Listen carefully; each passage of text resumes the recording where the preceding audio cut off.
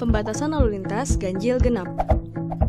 Kendaraan pribadi wajib beroperasi berdasarkan angka terakhir nomor polisi kendaraan dengan waktu dan tempat yang telah ditentukan. Sosialisasi berlangsung 28 Juni hingga 26 Juli, uji coba 27 Juli hingga 26 Agustus. Apabila uji coba berhasil, maka akan diberlakukan mulai 30 Agustus.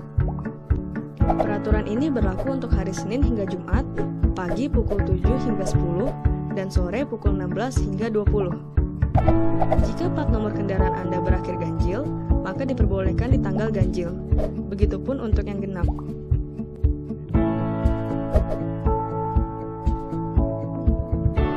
Berikut lokasi-lokasi yang akan diberlakukan.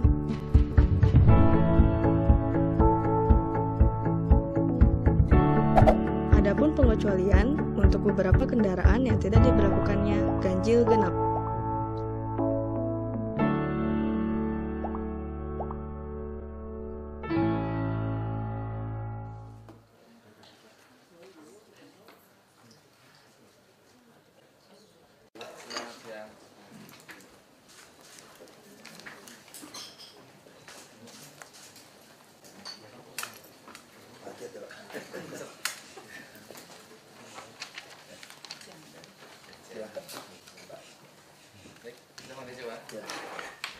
Assalamualaikum warahmatullahi wabarakatuh.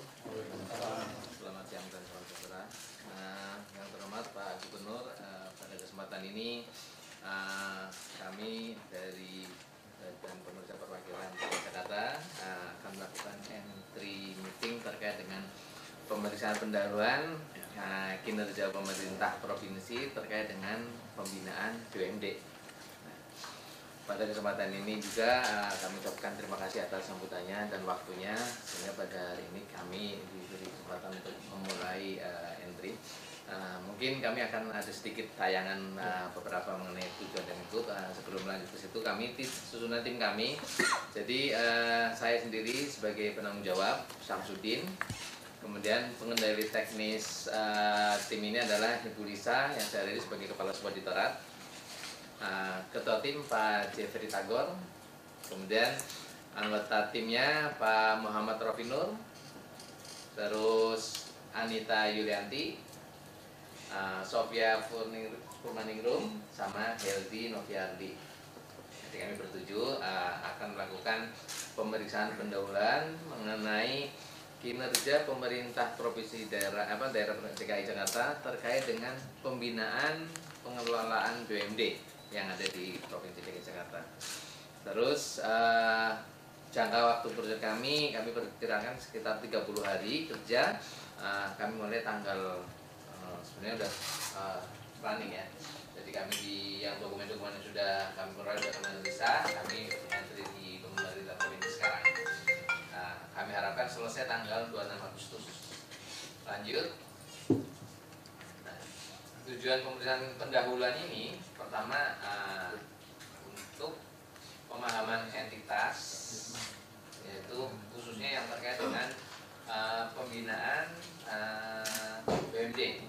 Jadi mengidentifikasi permasalahan mengenai efektivitas tata kelola pemerintah daerah atau Pemprov dalam pembinaan BUMD. Kemudian menentukan area kunci yang akan menjadi fokus pemeriksaan kami terkait dengan pembinaan BUMD.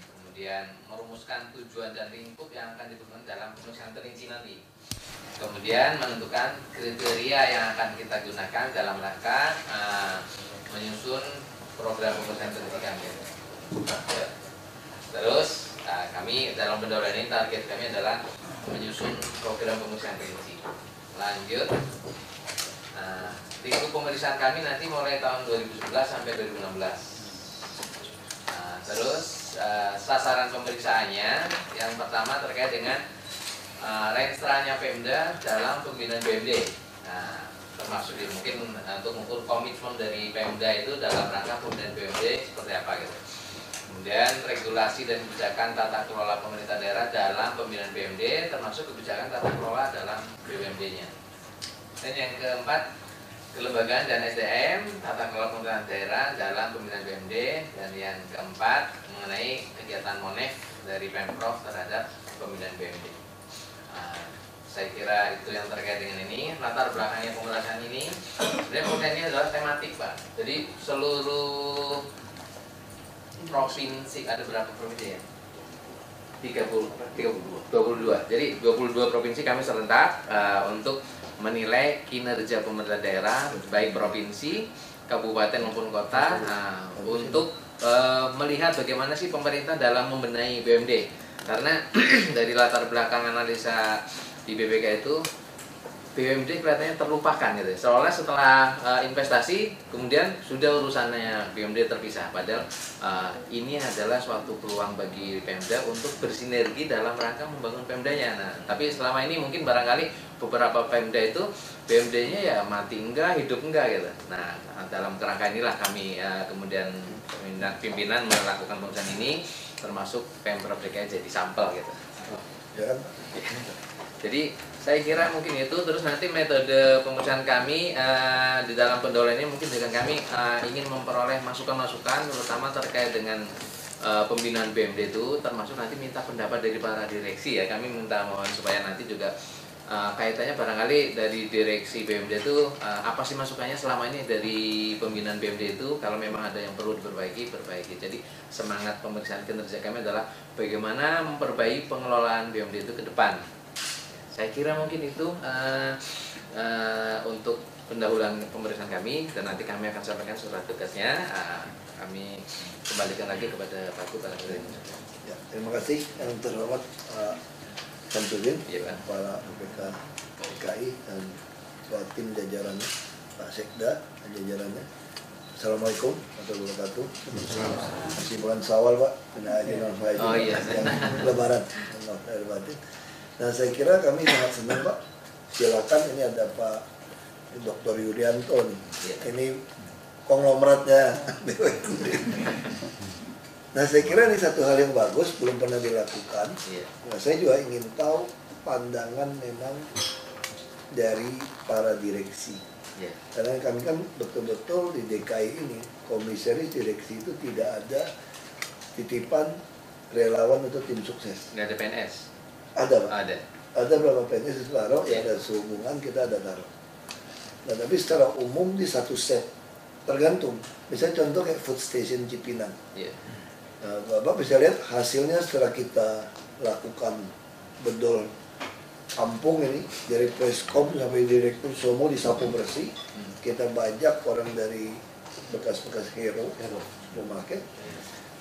Pertama dalam sejarah kita, inflasi beras bisa kita tahan karena kita produksi. Kalau kita bajak lagi orang-orang grupnya ini di Pasar Jaya. Pasar Jaya baru masuk. Dharma Jaya daging agak sedikit masalah impor. Ya. Nah, tiga inilah tugas kami menahan sembako. Makanya inflasi yang terbesar, risiko kemiskinan terbesar itu kan 70% komponen kan di sembako. Nah, ini yang kita pengen menggunakan BUMD ini untuk Sinergi. tekan. Nah, termasuk subsidi. Nah, ini kita lakukan. Yang gedung Jakpro juga, kita didorong dia banyak tugas sama bangun untuk yang sifatnya infrastruktur yang panjang. Nah, itu juga kita juga bongkar pasang direksi. Kita memang nggak pakai headhunter, terlalu mahal, Pak, bayar headhunter itu. Jadi kita tuh bajak diem-diem gitu. Jadi, ya kalau ada yang kita tanya-tanya, siapa yang jadi perusahaan ini? Misalnya contoh Transjakarta, masih dapat dirutnya. Kita bajak dari Cipaganti sebenarnya. Cipaganti kan kolaps. Lalu diambil dari istilahnya bukan debitor, kreditor. Lalu dia pakai rekrut orang jadi direksi di sana. Nah, saya tanya siapa direksinya, sudah ketemu baru 6 bulan. Kamu ngabdi ke kita lah, lebih dapat nama. Itu pola kita rekrut. Atau bank DKI pun kita sapu bersih juga karena banyak kasus. Nah, misalnya contoh kayak Sarana Jaya, kita masih cari orang. Kita lagi cari orang untuk bisa temukan yang tepat. Nah, tapi secara keseluruhan memang bantuan modal segala macam. Nah, ini perlu lagi audit. Jadi tugas Pak Yuri, teman-teman inspektorat, minta seluruh jajaran direksi, komisaris, pengawas, untuk menyampaikan apa adanya, Iya. termasuk kesulitan berhadapan misalnya dengan belakang dengan DPRD. Iya. Nah ini kan selalu kan BUMD punya masalah. Nah, biar ini jadi model Pak. Iya. Saya selalu pengen ini bagus di BPK membuat selama ini kan nggak terlalu di Kurang difokuskan. ya jarang lah Pak. Selalu aman-aman aja selama ini gitu.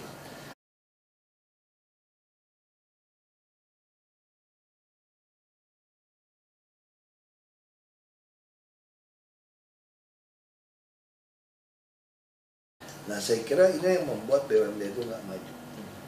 Ya.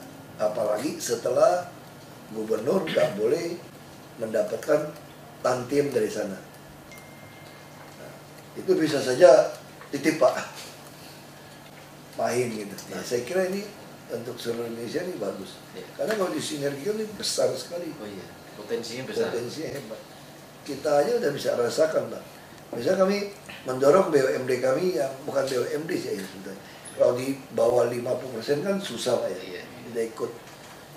Kita punya Jaya Group Pak. Jaya Group ini menarik dari zamannya sebelum Pak Ali Sadikin siapa bukan Pak Sumarno. Ini luar biasa Pak Sumarno. Saya pikir banyak gubernur dulu tuh hebat. Ciputra ngajak join, bikin PT, kontrak segala macam. Ini Pak Marno ini pintar sekali. Oke, saham saya 60. Ini cerita gitu nih dulu nih. 60 punya DKI loh. Nyetor nggak? Kagak nyetor Pak. Kagak nyetor. Pokoknya 60 aja punya kita. Ini hebat itu. Tapi itu namanya kan diskresi. Dia masuk kantong, cerita punyalah DKI. Lalu berkembang dengan perusahaan Ancol macam-macam segala macam.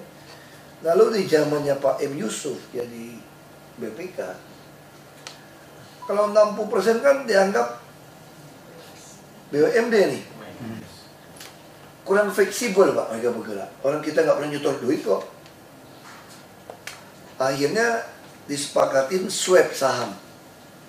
Itu zaman gubernur apa sih dia bilang waktu itu?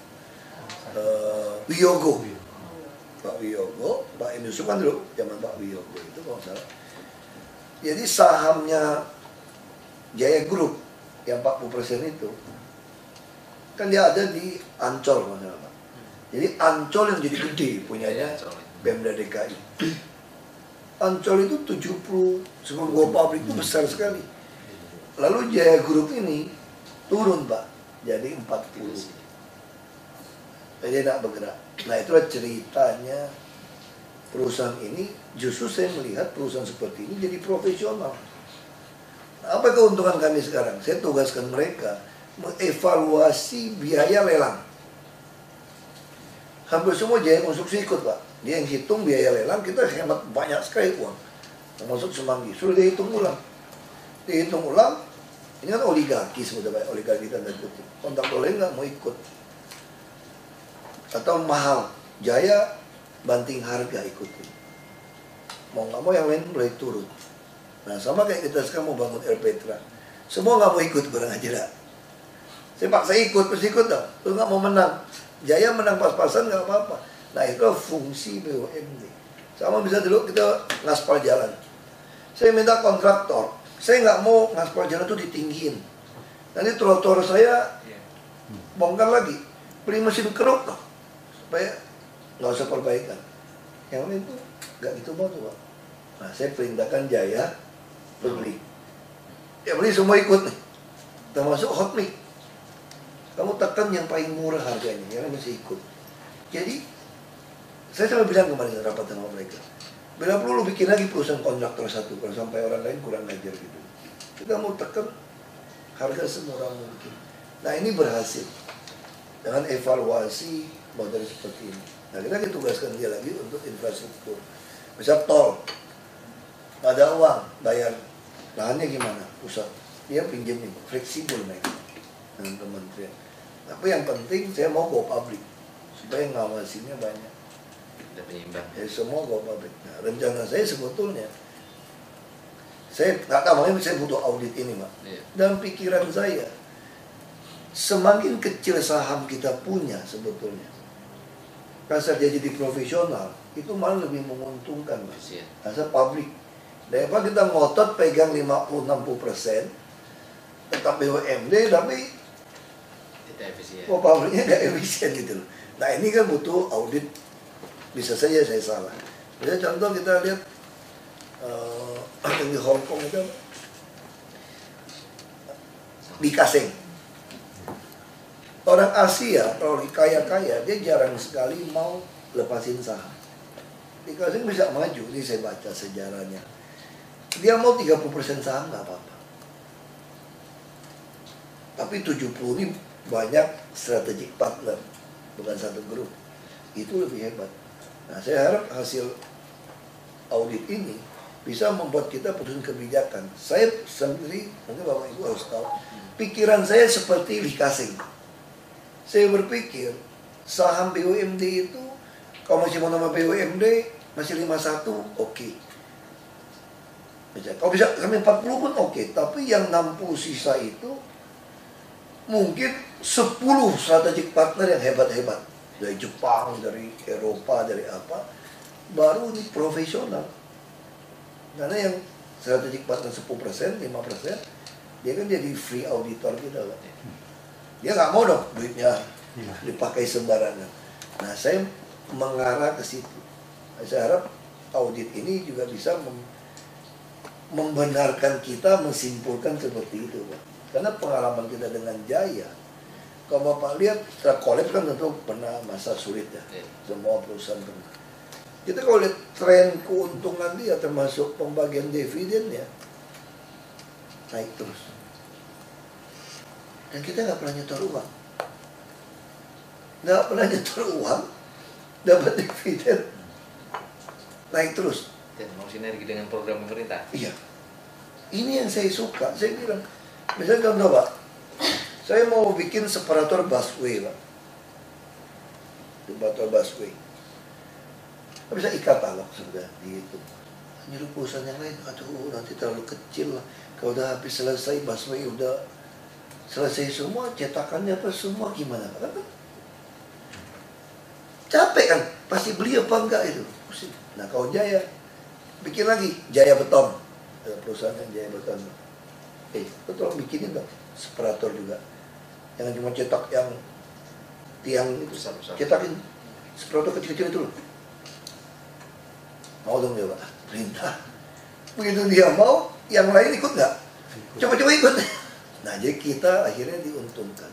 Kan sama juga kayak trotoar. Kita mau bagusin trotoar. Siapa yang mau bagusin? Kita suruh dia juga kasih contoh. Sama RPTRA Pak. Jadi RPTRA kami, kita kalau hitung 3-4 miliar waktu pertama hitung. Mahal bener saya bilang. Saya panggil Jaya, kamu boleh nggak CSR bikinin RPTRA? Oh boleh. 150 juta aja dia bikin. Saya cuma 600, 900 lalu bikin ini. Itu diajak perusahaan yang lain bikin. Jadi itu 53 biji itu. Aja. Nah, kalau kita mulai anggarkan, begitu kita anggarkan yang 3-4 M nggak bisa potong. Untuk lelang, yang lelang nggak bisa ikut kemurahan, konsolidasi. Jaya bisa ikut. Kamu nyumbang aja mau, masa nggak untung atau untung dikit kamu nggak mau gitu loh. Oh iya yang mau, terus dia kerjain. Nah, saya kira harapan saya itu seperti itu. Untuk sama kayak LRT kan kita juga dorong. Nah, sekarang saya lagi dorong dia untuk ducting. Sekarang kalau bilang ducting, perusahaan lain pasti nggak mau. Kabel-kabel mau diturunin. Orang pasti nggak mau dong. Ya kamu dong. Nanti kan kabel kita bisa kasih, ada saham kita. Nah, dia lagi pikir-pikir. PRTG juga. Pengolahan air limbah sama juga. Kalau air minum bersih dia sudah kerja dari Jatiluhur. Sampah udah ada belum sampah? Sampah dia kerjain. Nah kita udah minta insinerator. Kamu harus ikut bangun. Saya nggak mau tahu sih. Ya siapa? Saya lagi tunggu menerjemahkan Kepres. Takut kita salah. Tapi Jakpro yang 100% punya DKI, saya suruh belajar sama dia juga. Kamu ada join sama dia terus kita nebeng. Jadi nggak ada alasan BUMD kita tuh kalah dengan perusahaan swasta. Uang ada, koneksi ada, visi semua ada. Kayak bank. Wah, pertama capek Pak ngomong sama bank itu.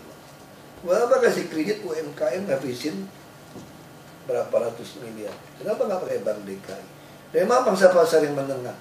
Ya paksa dong semua orang dagang PKL, pakai Loksem, pasar, harus pakai Bank DKI. Semua bantuan sosial Pak, KJP semua harus rumah susun lewat DKI. Langsung jadi punya customer yang captive. Lalu saya ngomong sama BI, saya mau bikin jadi cashless ini. Kok bisa bantu kita Bank DKI nggak? Wah, ini potensi besar. Langsung dia setuju Pak Jakartawan. Itu dia setuju, bank lain panik juga yang besar-besar kan. Datang mandiri semua, mau kerjasama. Nah, saya kira BUMD ke depan itu harus seperti itu. Tapi tujuan akhirnya kita mau masukkan beberapa yang besar jadi strategic partner. Supaya kalau saya nggak jadi gubernur lagi, bank ini, perusahaan ini nggak bisa dipegang. Sama kayak kita sama Jaya Group Pak. Kita nggak bisa intervensi, masukin, kita bisa ngawasin. Justru keuntungan profit terus dividen lebih besar daripada kita yang bisa intervensi. Nah itu sih, ini saya pengarahannya supaya Pak Yuri kan sudah sampaikan di Kirim Cempaka pengarahan. Sinkronisasi program Pemprov dengan ya. Misalnya contoh, kalau kita bicara bisnis properti lah ya, mungkin nggak swasta membangun apartemen sewa saja dengan harga kos, nggak bisa tutup. Padahal kita pengen semua kelas menengah. Ini mohon maaf saja, orang gaji 10 juta, 20 juta, nggak bisa beli rumah di Jakarta Pak. Tapi kerja di Jakarta nih, suami istri habisin 4-5 jam, duit, waktu, keluarga, macam-macam ini. Saya pengen tarik mereka masuk lagi ke tengah kota Pak, tinggal. Kalau masuk tengah kota, beli rumah, nggak mungkin. Beli rumah ke pinggiran. Nah, saya ingin apartemen harga kos, supaya dia berkeluarga. Kalau kos kan repot saya bilang. Dan cowok ganteng, suaminya deg-degan. Cewek cantik, istrinya deg-degan. Kos. Jadi kalau apartemen kan beda kan. Pembantu bisa, anak, ada PAUD. Nah, saya yakin bisa tutup biaya ini. Kalau kita gunakan aset Pemda, pasar, tempat kir, diklat, mungkin sekolah, atasnya itu bangun apartemen, tidak dijual, sewakan harga kos, ya 3 juta lah sebulan, 2 juta, 3 juta. Nah, ini akan menarik orang, ini mengurangi kemacetan maksudnya. Nah, jadi sinergi itu kita yang lagi lakukan, model-model aset masuk GOR. Ngapain GOR jelek dibongkar gitu aja? Kenapa nggak di atas GOR itu apartemen? Food Station Cipinang, gudang beras, belasan hektar di situ. Itu gudangnya mau reot, mau diganti. Kenapa nggak atasnya apartemen? Ada pasar. Nah itu yang kita mesti temukan itu. Itu saya bagikan supaya saya pengen Bapak Ibu kebayang kira-kira kita mau bawa BUMD kemana. Ya baru kita bisa kayak PRTG. Kenapa nggak mau invest PRTG? Pipa gas dengan colok aja. Karena LRT kita, MRT kita, dusun kita pasti pakai listrik. Kenapa kita nggak mau? Yang backbone itu, ducting pipa gas. Kenapa nggak mau? Karena semua perusahaan gas akan bayar kita dong. Dia mau lewatin pipa. Nah itu model-model itu kita titipkan ke Jakpro. Jakpro itu kayak holding untuk Sarana Jaya, untuk apa? Ya yang properti ya. Tapi yang makanan kita juga mau holding itu Food Station, Pasar Jaya, dan Majaya. Makanya saya bilang saya pengen gabung. Misalnya supermarket mana mau jual, supermarket mana mau jual, jaringan. Kenapa kita nggak beli? Atau kita gabungin, join saham kita di captive market. Nah, supaya nanti masuk kredit partner-partner ini masuk, kecil-kecil aja. Orang Carrefour aja jual, ke Singapura dibeli, jadi mau masuk saham. Masa kita enggak? Berarti kita ini ada ketidakpercayaan investor kepada yang namanya BUMD kan. Wah ini terlalu banyak intervensi politik. Nah, saya ingin itu. bisa ditekan, dikurangi, nggak apa-apa. Saya kira itu Pak, Bapak Ibu dari saya, mungkin nanti teknis. Yang saya Pak udah berjalan sebetulnya udah 2 hari ya, 3 hari yang lalu kita udah di tempat Ini kami. udah beberapa orang-orang penting ya di komisaris juga ada titipin untuk mulai awasin. Ya Pak Heru kan di Bank DKI.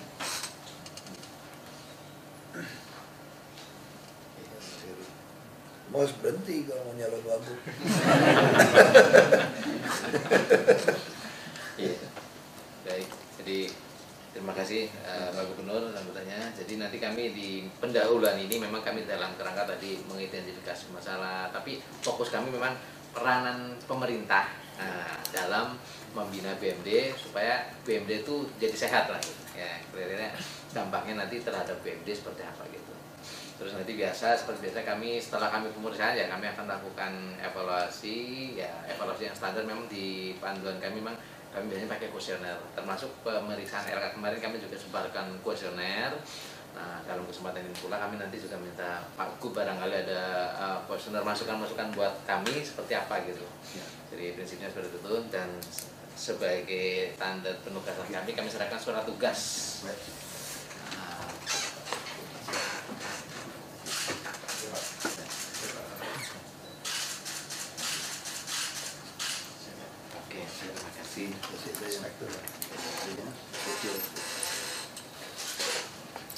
Sama ini loh Pak, kayak pemerintah pusat mau bikin otorita soal kota tua apa, itu kita jangan sembarangan bilang iya loh. Itu lagi yang kemarin Pak terkait dengan pemeriksaan LK, kami biasanya di akhir laporan kami minta masukan atau evaluasi terkait kepuasan entitas terhadap pemeriksaan kami. Kemarin juga ada kan kita ada di ya, tapi yang dari entitas sudah, rupanya pimpinan kami semuanya kepala daerah juga harus memberikan masukan. Sudah tanda tangan. Sudah. Oh baik, kalau sudah berarti kami tinggal. Sudah ada Pak yang saya tanda. Sudah ada ya. Oke, Sudah ada. saya kira itu. Sudah ada. Karena itu jadi bahan penilaian pimpinan kami terhadap kami, seperti itu. Sudah ada Pak. Mungkin dari kami cukup, ada lagi dari tim? Baik, nanti mungkin kami langsung dengan Pak Brenda ya. Iya. Beliau rajin ke ini Pak. Perubahan ini Pak, tadi kita bahas dividen turun Pak, makanya dari kita pasif. Enggak, saya kira kita juga nggak pantas minta terlalu banyak dividen. Kalau rugi lah apalagi ya. Karena enggak Pak, karena dari dulu barang ini kan jarahan. Ini sekarat ini semua. Kalau lagi sekarat, ngapain kita ngambil buahnya? Saham bodong. Nggak sekarat gitu loh. Ini ngapain kita tarik dulu? Lebih baik dia pakai untuk, kalau di Singapura malah pajaknya dibalikin ke perusahaan yang lagi sekarat. Tunggu dia hidup lagi, kan tarik lagi pajak. Dibalikin pajak. Oh, ujung-ujung juga bayar ke kita kok. Dia pas saya tarik dia, cash flow-nya berantakan, nggak bisa berkembang. Makin lama dia makin turun. Lebih baik yang penting hitungannya. Jadi ngapain kita? Jadi nggak usah ngotot minta dividen terus juga loh Pak. Kecuali kayak Jaya, minta dong. Karena kita nggak punya nyetor duit kok. Kan dia juga mau bagi kan dia juga. Nah itu nggak apa-apa. Tapi kalau kita, misalnya kayak sekarang PD Dharma Jaya, udah sekarat utang gitu banyak dari dulu. Sekarang kita lagi pembenahin. Masa Anda mau minta dividen sama dia? Lebih baik duitnya beli daging, stok daging. Nah, kayak gitu kan ngapain minta? Lebih baik gitu Pak.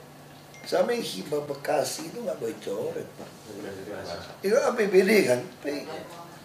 Kemarin dia marah-marah. Iyalah marah lah, dia udah pasang badan. Kita ini berantem ini.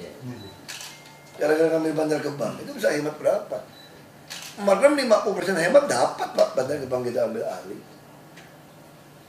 Iya kan, sekarang 400 miliar kita bayar. Kalau cuma biaya 200 miliar sudah operasional. 200 miliar. Lebarin jalan ke Bekasi, kenapa sih kasih dia 100 miliar juga nggak apa-apa? Toh emangnya orang yang kerja di Jakarta PNS lebih baik tinggal di Bekasi kok. Ini dia lebarin, kecuali kasih duit kepada si wali kota. Nah, bener. Ini kan kasih untuk infrastruktur.